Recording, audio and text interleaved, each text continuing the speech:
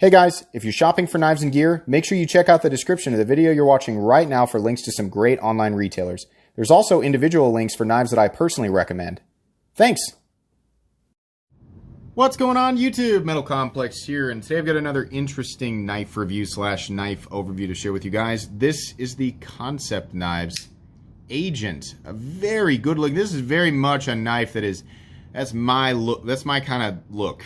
I like a simple aesthetic where all the lines sort of flow together. Very classic knife, very simple, almost completely monochromatic, right? A lot of people are going to think that's a little bit boring. I think there are a few different variants of this knife. In fact, you can actually get this knife right now. I will link this and all of the variants that it exists in right down in the description so you can pick this up for yourself. If you decide to use those links, it does benefit my channel, so I would appreciate that. I also want to say thank you to Kansept Knives for sending this knife and actually many others. They just sent a box and these were in there. So thank you so much, Kansept. Be sure to check them out on Instagram, and I'll link Kansept Knives in general down in the description so you guys can see what all they have to offer. Very cool. A lot of Kansept is made up of many designers that used to work at Kaiser, which is why there is a similar aesthetic and honestly a similar feel, except that Kansept Knives, if I'm being honest, they just feel a little bit like there's a little extra sauce there, a little bit higher quality, right? That's definitely definitely something that I've felt. This is now after this batch, these will be 6 total Kansepts that I've handled, and they all exhibit that same sort of Kaiser Plus feeling. Thanks so much to my generous patrons for supporting me right now. If you'd like to get your hands on some of these cool stickers and some other benefits, there is of course a link right down in the description. Your support means the world to me. And please follow me on Instagram at metal_complex. Let's go ahead and get an overall measurement of this guy. Overall length of the Kansept Agent coming in at 8, and it's like 8.2, 8.1, 8.2 inches overall. Blade length coming in 3.5. Cutting edge also 3.5. That's nice, 3.5 full inches of cutting edge. How about some size comparisons up against the Ontario Rat Model 1? Rat 1 coming in at 8.6 inches overall. How about up against the Spyderco PM2? Spyderco PM2 coming in at 8.3 inches overall. And this is looking, no, it's the angle. Once again, camera angle. Has to be that way so I don't run the knives into the camera when I'm trying to deploy them. How about up against the Benchmade Griptilian, or in this case the Ritter Hogue? Ritter Hogue coming in at 8 inches overall. How about up against the Para 3s? Spyderco Para 3s coming in at 7.25 inches overall. And last but not least, the Pickle Grip. The Benchmade Mini Griptilian is coming in at 6.75 inches overall. How's the action on this guy?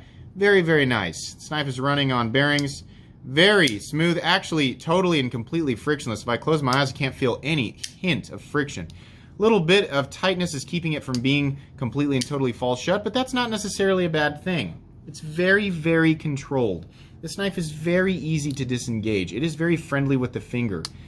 Meaning, you know, the flipper tab is in a good place. There's no double clutch. It's easy to get the knife to go all the way back down into the handle. The detent is heavy enough. Show you guys here. Nice and clicky. Detent is, you know, easy to break. The flipper tab is the right shape.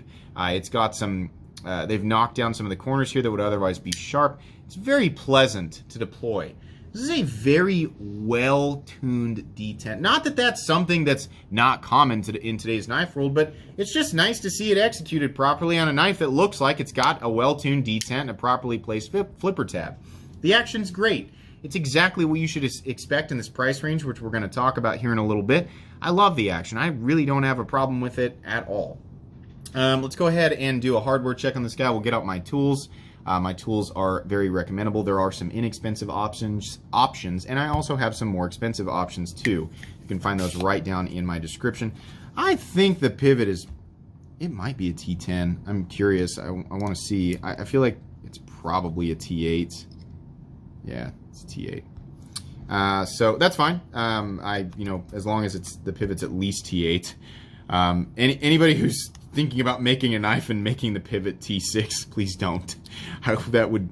That's not something I would enjoy. T8 on the pivot, and then I don't need to do the body screws. They're T6. I wish they'd use T8. That really would have gone a long ways with me. But T6 isn't a deal breaker. It's just something you have to be a little bit more careful with, because you are more likely to strip a T6 head or T6 bit than you are T8 or higher. But that's okay. It is what it is.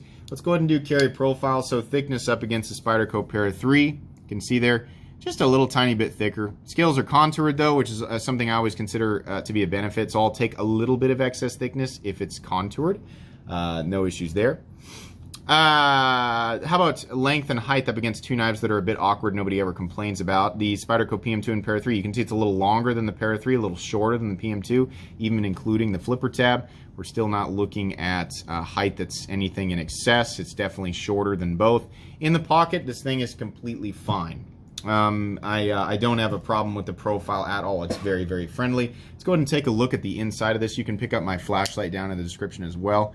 You can see that there is some milling on the inside, so they did a nice job milling out some not super thick titanium scales, but they would definitely add extra weight had they not milled them out. Get out my scale here, but let's also get out the calipers so you can see the blade stock thickness. I'm going to say the blade stock thickness on this guy is probably at least 155 thousandths.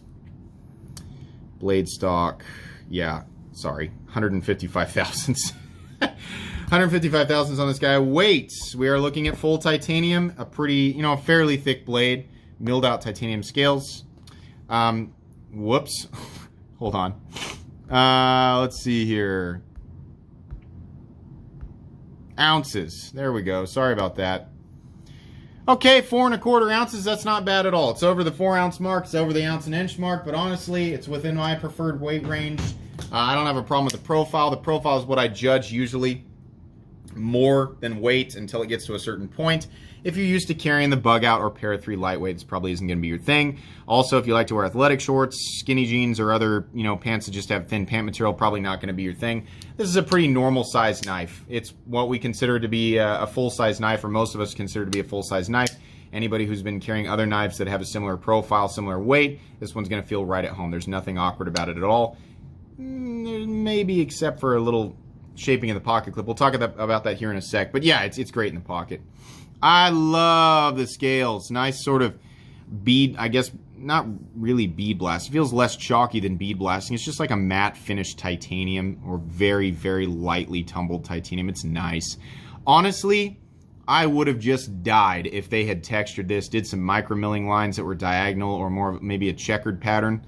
That would have just been awesome. I think I've seen some of these with inlays. That's cool, right? But Kansept, if you're watching, I would love to see you guys do contoured titanium with some micro milling in here. That would just be wonderful. Maybe just on one side, leave the other side plain, right? So that there's always a smooth surface to pass over with the pocket clip. That would be really cool. But this is nice too. Ergonomically, fantastic. This thing melts into the hand. The lines are all perfect. It's not confining you into one particular spot, and there's plenty of handle room. All of the edges are nicely knocked down. Anything that might look sharp or pointy is not. It's very, very comfortable. The contouring really helps, give you a feeling like it's filling the hand, and I like that. No jimping up here. That's a little bit interesting. I think I would have liked to see some jimping maybe just out to here, but the fact that it's not there really isn't that big of a deal. I'm not going to judge it too hard. This has that classic satin finish that we'd see on everything. I think I've seen Kansept knives with tumbling, so I'm sure you can get a version of this in tumbled, and if not, then maybe down the road, right? The satin finish is just something that doesn't excite me anymore, but there are no sharp edges up here. They did a great job of keeping that not sharp, so that's awesome. Usually the satin finish, it usually takes tumbling to knock that down, but not the case here. Unfortunately, they still do that thing that Kaiser did where they put all these numbers all over it. This is S35VN, by the way, which is great. And then back here it says agent. We don't need this, and we don't need it to say agent. We know what it is because, if you're watching the review, it says it in the title. If you pick it up, you know what it is because you bought it and it says that. It doesn't need to say that. But it does, and it is relatively out of the way. It's also funny that it's in such a basic font. But yeah, that's my thought on that. I don't mind the Kaiser, or I'm sorry, I keep saying Kaiser, I'm so sorry. The Kansept logo. It's fine. It's got a nice, well, I don't know, I guess we'll call this just an extended clip point. It's got a flat that carries out about 70% the length of the blade. Plenty of room to drop down towards the edge. The edge isn't overly thin, but it's also not thick. This is going to be just fine for EDC. The tip, while it is, I guess we're calling this a clip point, it is definitely more reinforced than a classic clip point, so you're going to have some decent durability out there. I really don't have a problem with that. In fact, I think the whole blade overall is very handsome. The edge is nicely done. It's nice and sharp. Blade is, you know, symmetrical. There's no wonkiness in the final cutting bevel or anything like that. It does have an ever so slight recurve. I think I would, this is a recurve, or if I was going to own a recurve, I could do with this, right? It's going to aid you just a bit in sort of diagonal cuts, drawing the material into the belly, right? Recurves traditionally are harder to sharpen, or just more frustrating to sharpen than just a straight edge like on a drop point blade, something like this, right? But it's so slight that it probably won't be that big of a deal. There is a sharpening choil down there, so that's nice. That'll make it easy. Yeah, I think the blade's great. I wish it was perfectly straight, but it's not that big of a deal. The pivot looks nice, very simple. The fitment on it is awesome. Sort of a satin finished pivot there. Same thing with the hardware. By the way, there is no detent lash on this. If you guys were wondering, the blade is perfectly locked into place in the closed position. The only color on the whole knife is back here on the backspacer. They've opted for blue anodized titanium on this guy. I think that looks nice. I would have also accepted just, you know, monochromatic, you know, just gray. Would have been fine. I think some people will find the breakup of color here welcoming. They've also made this the area for the lanyard loop thing, and it does not take priority over the pocket clip, so that's fine. It really doesn't bother me that it's there. They could have just opted for it not. In fact, it probably would have looked better if they had just not put it on there at all and just made the handle, you know, look like this, just continuous all the way down. But it's there and it's not hurting anything, so that's fine. 2 screws on the other side, 1 screw for the pocket clip. The pocket clip's fine, and it's very simple. It goes along with the lines and the nature of the knife. It's this area that bothers me. These pocket clips that have this upward, like this curvature that curves up like this, I hate that because initially it fights your pocket a little bit. It should be ramped up like this so that it accepts any thickness of pocket or any thickness of seam. It just makes it smoother, and it still, you know, will pinch or hold on to your pants pocket. It's not that big of a deal. It's still pretty easy to get in and out of the pocket. It definitely carries deep. I really don't have an issue with it other than just the shape of the pocket clip. And honestly, because the pocket clip lays flat, it's really not a hot spot. Pivot on the other side, you can see there that there is another head over here. I did try to adjust it, and it doesn't seem to be free spinning, but I didn't take it all the way apart, so your experience may vary. But if you do, you just, you know, if it is, then you just have to use 2 torque striker. I doubt that it is, though. It does have a steel lock bar insert that is doubling as the over travel stops, so that's great. You can see there that it is locking up at like 35%. No lock stick or anything like that, and the blade is perfectly center. No blade play up, down, left, or right. This knife does run on bearings and has an internal stop pin that actually follows the blade. So it does act like like external stops, because there are pins on either side that follow the blade. So that'll mitigate pressure away from the pivot just a little bit, which I think is a little bit more durable than a traditional stop pin setup. Boy, this was a quick one here. Little things that I can complain about. It's got T6 screws. I would have liked to see some texturing on the scales. I think that would have helped give it a little bit more character, because this thing is very simple and very boring, and it's going to be that way for a lot of people. I like simple and boring, so that's not a big deal to me. I would have preferred one with a tumbled finish, but I can't really take off for that because there probably is a version of it with a tumbled finish. I don't like recurves. This is really slight. It's not that big of a deal. I would have liked to see the blade be completely, you know, straight. I don't like that it says Agent and those numbers on the blade, and I definitely don't like the font, but it's not that big of a deal.